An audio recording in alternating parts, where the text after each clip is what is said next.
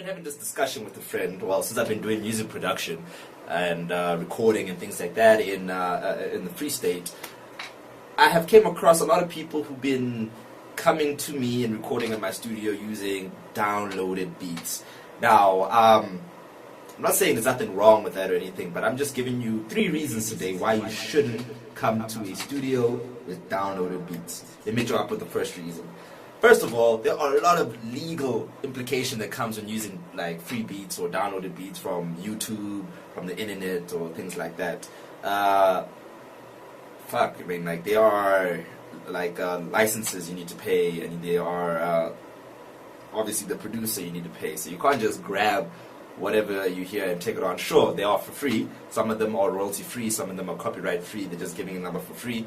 But producers will tag their song or their beat throughout the whole song. We hear this tag, or this tag, or this tag, all the time throughout the whole beat, which can get a little bit irritating, a little bit frustrating as if you're going to make a song and you want to release it and all you hear are tags throughout the whole song. Us sound engineers or us music producers, we know a few tricks to get rid of these things, and we can take it out, but then the people are getting smarter and smarter each day, so they're not going to just let you use the song just like that. So you gotta, if you're going to use the beat and you want to get rid of these legal implications or any of this legal stuff, you have to get in touch with the producer who made the track or made the beat, so he can at least give you permission first of all. So if your song does make it big and you're making a lot of money from it, they will most likely come after you, you know what I mean? Like, okay, sure, if you release it and doesn't really make a huge wave or whatever, how actually I see it is only when money is really involved, it does become an issue. But if they're suing you, that means it's a good thing though, because that means the song got that popular that the actual producer heard from it. But in either case, rather just be safe and sorry, get hold of the producer, pay him to get to release the beat or whatever you're gonna do, so he can actually also send you the proper files and everything like that.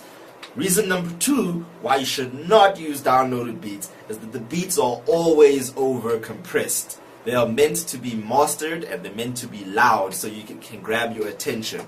I have seen the RMS levels of some of these beats easily hit -5, -4, even sometimes -2 to make sure it's loud, it's punchy, and it grabs your attention. There is absolutely no space to put vocals on these overly compressed tracks. Sure, you can also compress your vocals as much as that and blend it together and hope maybe it might come through, but 4 or 5 times out of 10, it sometimes won't work because the way they're compressed. Also, the way producers try to stop you from taking their beats for free, they'll have things like, obviously, over compressing the track to make sure the vocals won't fit.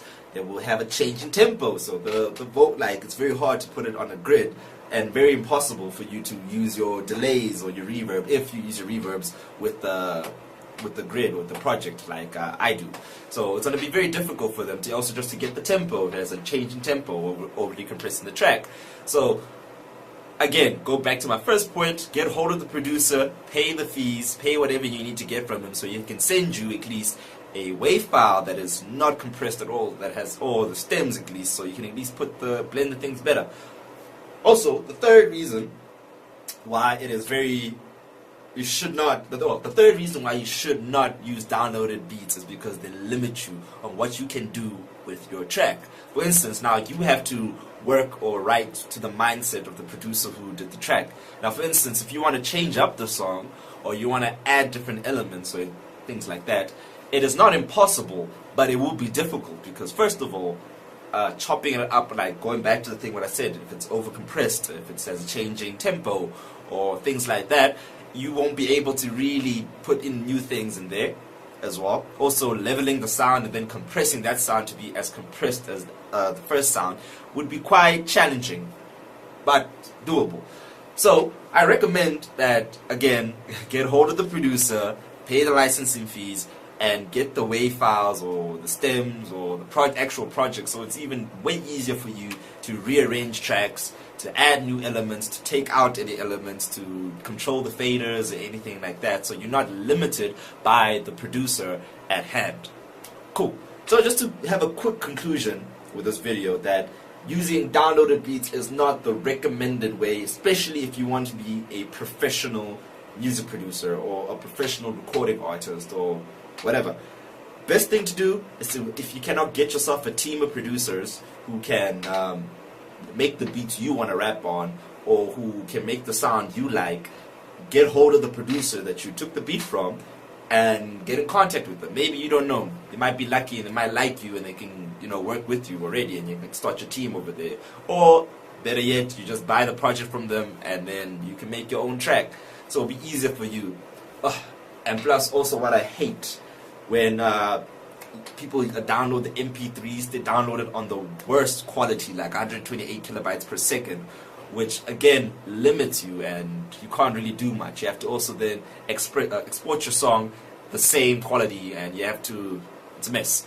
So rather be safe than sorry, get yourself get in contact with the producer, get the wave tracks or get the stems or whatever, and you'll have an awesome track.